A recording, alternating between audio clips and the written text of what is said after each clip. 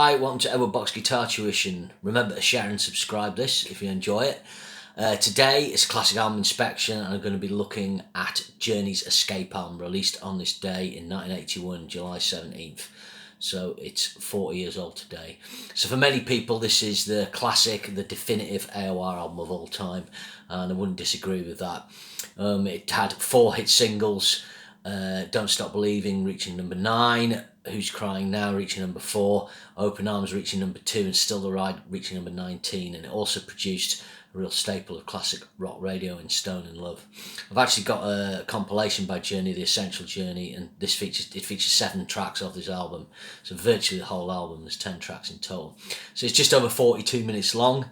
So where were Journey at this point?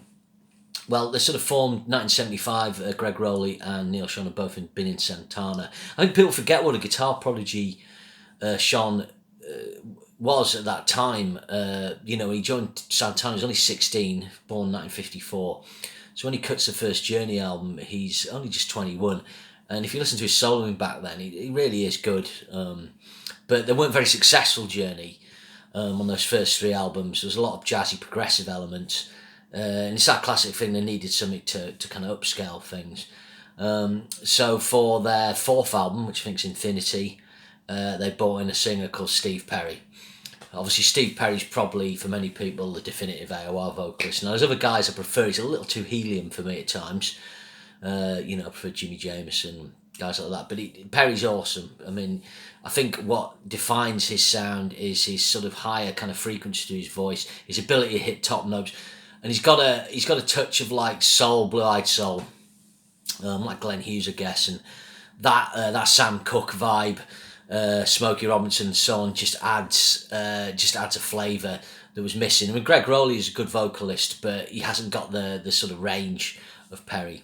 So Perry came in and basically had hits. I think Wheel in the Skies on Infinity, Loving, Touching, Squeezing, and it went triple platinum. Then they followed it up with Evolution. That was double platinum, I think. They did a live album, Captured, and then, or did that come after? I'm not sure. But you had the album Departure as well in 79, 80. I think it's 1980. That had Anyway You Want It on. So Journey were already big when this album came out. I suppose, like a lot of bands, they wanted more. And possibly they may have had a lot of debt to the record company. And even though they'd had those big albums, they may have been right. We need to sell even more. But what happens at this time is Greg Rowley decides to leave, and they toured with the band The Babies, and they got on very well with Jonathan Cain, the keyboard player. So basically, I think I forget what the manager's called, Herbie something or other. He kind of liaised between the band, between Cain, and they said, look, do you want to join the band? The Babies supported Journey on an arena tour. So for Cain, the Babies, although they'd had hit singles, they'd had huge debts to the record company. It hadn't quite happened for them. They're a real cult band, again AOR. Obviously Jonathan, he was in the band with John Waite, and they would later on do Bad English. But basically Cain joined, and it added the missing piece to the jigsaw, and now you have what's like the classic Journey lineup. In a lot of ways it kind of reminds me of what happened with UFO. Paul Raymond, UFO did 2 studio albums, those weird ones, and then they did 3 other albums before Paul Raymond joined. So album 6, Paul Raymond came in, and effectively the same thing is nearly happening here. At album 7, Jonathan Cain's coming in. He's bringing in a different kind of set of keyboard skills, but he's bringing these skills as a songwriter, and he co-writes. I'm just going to check every track on this album. He does. So every track is written by Jonathan Cain and Steve Perry, and Neil Schon co-writes on virtually all those as well. But so basically they created a writing axis for this album, and what that does is it kind of brings in the AOR to the sound, or more AOR, and then I suppose that creates a little bit of sort of conflict with Sean's guitar, but somehow they meet in the middle and they get this balance between doing the ballad side of things and the melody, and having some balls and great guitar solos, and getting the most out of Steve Perry's vocals. It's produced by Mike Stone. So Mike Stone had been Queen's engineer, and then he'd engineered for Roy Thomas Baker. That's how they had the connection with Journey, because Roy Thomas Baker produced Infinity and so on. and then he took over production. So he's kind of famous for doing Night Snake, 1987, a few other things. Mike Stone, he died very young, unfortunately, due to alcohol problems. But it's a really good sounding record. It's got a polish to it, but it's got none of the 80s artifacts because it's 1981. I think what comes across in it is a commitment just to getting great performances from each band member and great sounds. And we'll go into those. So opens with Don't Stop Believing. You know, this was already a popular track long before Glee and iTunes and so on. But it's got a great intro. It's got a guitar line that builds up. I think one of the things that people kind of forget with this track is just how great Steve Smith's drum pattern is. You know, that classic tom pattern. I once went to a pub gig and a band covered it, and the drummer was playing that pattern, and I was just appreciating how musical it is. And obviously Steve Smith's a great technical drummer, he's a great jazz drummer, but he just holds back and creates a part that's just right for the song. So it's a great track. We probably don't need to hear it again, but then again, it's always welcome because it's such a great tune. So the next track, Stone in Love. You know, this starts off unusually with Neil Chon's guitar riff. Really good guitar sound, you know, lots of clarity, lots of punch. Really catchy, good time track, but it's just got other elements into it. Particularly the end section, it goes into a really cool riff using inverted triads. Now, I don't know whether Jonathan Cain or Neil Sean's come up with that. For the musos out there, this is on this album, it does make really good use of inversions of major chords. So that's basically a chord, but it doesn't start on the root note. We'll simplify it that way. But Sean's a great outro solo. And one thing that happens on this album is they kind of push Ross Valerie's bass. He does some really melodic fills, and this happens at the end of this track. So whether it's just his sound or whether they're just riding that in the mix, but Ross Valerie, you know, he's so underrated as a bass player. He's so melodic. He's got great backing vocals, and he sits in brilliant with Steve Smith. And in that respect, this album, you know, it is a classic band lineup. You've got a great drummer, really kind of great but underrated bass player. You've got not a virtuoso keyboard player, but Blake, guy writes great parts and is a great writer. You've got a guitar virtuoso and you've got a fantastic singer. So they've just got that, you know, they've got that chemistry. So Stone in Love's a great track. That's the first two tracks are just over 4 minutes. So next track's big hit, Who's Crying Now, classic power ballad. Again, Ross Valerie's bass comes to the fore on this. You know, he plays kind of fills in the gaps between the singing and the verse. Again, they're so melodic and really good.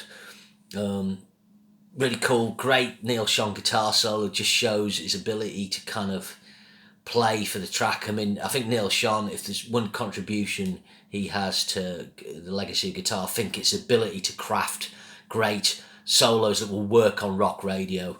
You know, there's that tendency for guitarists to want to put the chops out there, want to show what they can do, but Sean, you know, with this music, it was probably frustrating for him, but he sort of had to go, right, what's going to work for this song? You know, I can't go out and blaze, so he does blaze on some tracks. So right off the bat, you got 3 classic Journey tracks. They would, you know, if you went to see Journey live now, they would play these tracks. Track 4's Keep On Running. They used to play this live on the Escape tour, and I think it's my least favourite track on the album. It's not an unwell-known track. I'd call it a filler track, but it doesn't totally do it for me. But it changes mood, it shifts gear, which is good. That's 3 minutes 40. Again, it's another Kane, Perry, Sean composition. And then you've got finishing side 1, you had the epic Still the Ride. In actual fact, I've just looked, it's under 4 minutes, doesn't feel like it. But what's interesting in this track, I think the lyrics, it's about leaving home, about people kind of taking off, maybe things not working at home. And I think Journey's music, it's music that appeals to the heartlands, it appeals to Midwest America. If you watch the video for the song Faithfully, it's like they're going through like the fairgrounds and stuff. And, you know, Journey are a band who've probably played state fairs, and, you know, people forget with rock music, you can't just be popular on the West or the East Coast. You've got to be able to get into those, maybe not the Bible Belt, but get into, you know, your Montana, places like that, all the way through the centre, the Midwest of America. And that's where the big sales and some of the big audiences are. And Journey had the lyrics that kind of captured that spirit, I think. Not just on this album, but others. So that's side 1, it's great. Side 2 opens with a top album track. Again, this was played live, Escape. So this has got some cool timings on it. It's got a bit of that progressive rock influence that they had going back to their very first 3 albums. Sean plays a great riff on this at the end with some lovely harmonics. Again, he's using those inverted triads I was talking about before. It just goes dun dun dun dun dun dun. That riff. It's a really good track. This really well arranged. It goes on a cool journey. Sorry, no pun intended. It's at 5 minutes 17. So it's a bit of a longer track, but it has a good little explore, and it's a perfect album track. So the next track is the first track was probably not very well known at all. If you've got the album, you would know. If you don't, you wouldn't. Like I said, Keep On Running's kind of, more filler cut for me. They did play that live, but it's the track Lay It Down. Actually, when I was listening to this before, it's a good rocker. It's got a good, Perry does a real stratospheric vocal on this. I'm just checking my notes here. After the solo, Sean kind of cuts loose and Perry does some really high stuff. I think Steve Perry, what happened with his voice, he shredded it really. He was doing, big tours from 1978 all the way through to the Frontiers, doing those long tours, singing 2-hour sets, very demanding on the voice. You've got to remember back then, often bands would be doing 5 shows a week. It wasn't like now where sometimes bands only do 3 or 4, or they, set up at some stadium and somewhere and it's all very laid back. Bands had intense touring schedules because it was the tours that drove the album sales, and the album sales was where the money was. It's flipped now. Albums are an excuse to tour, and that drives the income. Although bands charge more ticket price and they don't have their schedules like they did at this time. But you can hear he's really letting rip, and he's got an amazing range. John is a cool solo. It's a good album track. It's a good 6 out of 10 track. The next track is the shortest track on I'm Dead or Alive. Again, this is the track people probably wouldn't know. It's kind of a filler cut, but it's pretty catchy. It's got a really cool riff. And the time is quite funny on the drums. It kind of switches emphasis. Sean lets rip with a solo. It's a good time rock track. So I suppose there's a little dip there, but they are good tracks. I suspect, they've got their fans, and I do quite like them. And then track 9's like the ultimate album cut for me. This is like the sort of majestic centerpiece and showing what the band can do with where the sounds are, and it's Mother Father. It's just really epic. It's 5.5 minutes, but it kind of feels like it goes on this big journey. It's got a really kind of dramatic, quite classical type progression. Don't know whether that started with Neil Sean, or it says Matt Sean as well as a co-writer. I don't know who that is. It must be Sean's brother. I don't know where it's come from, Jonathan Cain. But it's really cool. It's got a great lyric, really about like the family kind of breaking up again. That sort of kind of capturing the same sort of lyrical theme as Still the Ride. Beautiful chord sequences, great vocal by Perry. Quite heavy, powerful chord sequence in it, and a couple of epic solos by Sean that really contrast. But what I love about this track is at the end it kind of goes into this end section. It's almost like a refrain from the intensity. It shifts mood and it brings positivity without sort of any lyrics, and it sort of it kind of suggests that the problems talked about in the song will resolve themselves and things will get better, and I really love that. Really great songwriting on that track.